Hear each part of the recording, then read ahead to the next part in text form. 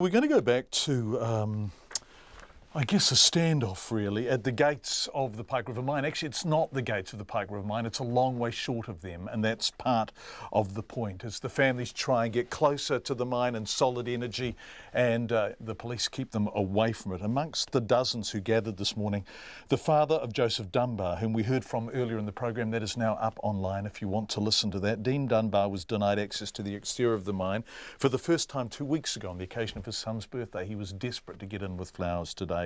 Also there this morning was Tommy Daly. This is where the people meet and protest against the sealing of the mine. Tommy's mate was Milton Osborne, a regional councillor who died in the Pike River mine. This morning he talked to our reporter Maya Burry on camera at the gate on Logburn Road, the closest the families can now get to the people they love and grieve for. Standing on a typical West Coast day with the sun at our backs, the paparoa was right at our backs. Unfortunately, there's a mine behind us called Pike River as well. Probably 40 minutes north of Greymouth, 30 minutes south of Reefton, basically on the west side of the Grey River. So we're sort of, if you come from the coast, we're in a normal place, but if you're from somewhere else, we're in the Wop Wops. And you can see it is a nice place on a good day. But yeah, unfortunately, like on the other side of the paparoas, you've got Punakaiki, the famous pancake rocks and that, and the beach. And in between us we've got the Pike River mine, yeah. But it is it's an awesome place. It's like the memorial site just down the road there. It's where the families go. They love it because it's there. Paul Berry donated the ground for them and they've done it up, and they can go there when they want. And unfortunately that's as close as they've got so far to being with their loved ones. And we're standing at the entrance, the gate to the mine at the moment. Beyond here it's private road. Yeah, this is the first gate of two. This gate here is quite easy to get through because it's only got a padlock on it. The next gate up is a proper security gate which you would battle to get through, so they've got two gates to get into the mine, but even from there it's probably 2 k's up to where their wash plant was, and then it would be another, I'm not exactly sure, probably 8 to 10 k's up to the mine itself. So yeah, we are a long way away from where we want to be, but we're as close as we can legally go. And this gate has become a picket line, hasn't it? It definitely has become a lot of people's lives. It's consumed quite a few people. There's been, I'd hate to think how many people have come and gone since Anna and Sonia and Helen Kelly and that decided that they needed to get on with it. Like Anna and Sonia had the sit-in right here where they parked in the caravan for a week, I think, or a bit longer. And probably luckily for the police in Pike River that Anna had to go and have an operation, and Sonia had to go home and look after her partner Pete. Otherwise they'd probably still be sitting here where we are trying to carry on the fight for them. And a lot of you were here this morning, about 40 of you guys, and there's signs all over this gate that you guys have made. Do you mind just pointing to some of them and telling me about them? Yeah, no, we can do that. We'll start on the left here, and the top one there is Killed at Pike, the whānau support. That's one with Helen Kelly, with Anna and Sonia, who to support the people, unfortunately, that are killed at work. The bottom one there will help bring us closure. I mean, they've been fighting that for 6 years now to get a bit of closure.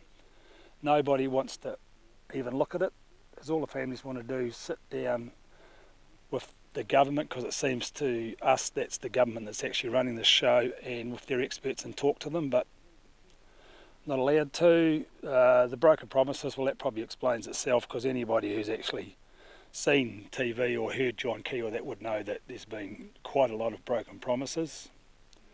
Pike's still a crime scene. That's probably the biggest one here, because it's definitely a crime scene, because who knows what's in the drift for a start. We know what sort of a job Pike River did at running the mine, and it amazes me and probably 3/4 of New Zealand how it hasn't been classed as a crime scene, and the police haven't actually done what they should be doing and sitting down and saying we need to do something about this because we haven't done our homework on this, and we need to sit down and actually get into this mine, into the drift, and have a look and see what's in there, because the underground fan is in there and that may have played a part in it. And Tommy, if we just walk a bit further along, do you mind showing me some of these other ones? Yes, this one here in front of the stop sign, check the drift before you close it. I mean, it's a day's work. Some of the mines rescue people have estimated 3 hours to go there and back to just check for the loved ones in the drift. And it is a strong possibility that they are there, and I mean, it astonishes me that they won't even look at that, but who knows what's around the corner, we can only hope. And just walking a bit further along, Tommy? Key uses the Trump card. Well, probably if we had Donald Trump here, we may have had a good card to play here, because he would probably have the balls to stand up and sit down with the experts and have a look at this, because we've got to remember they're waiting to get their loved ones home from up here, and here we are going to let these workers out tonight with people that are helping seal the drift up, because like the families say, it's not right to keep your loved ones at work, you know, so it's double Dutch, but the families again still doing the right thing. And walking a bit further along, Tommy, I can see one there that says, "I need my dad home for closure." Can you tell me a bit about that? Yeah, I was probably hoping you wouldn't talk about that one.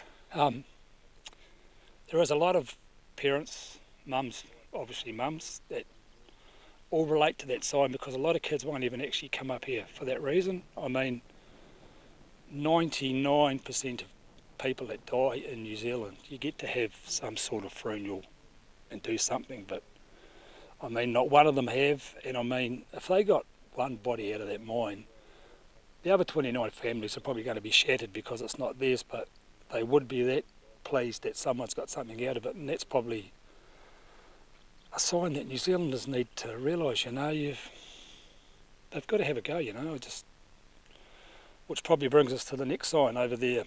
Come on, John, turn the key and unlock the door.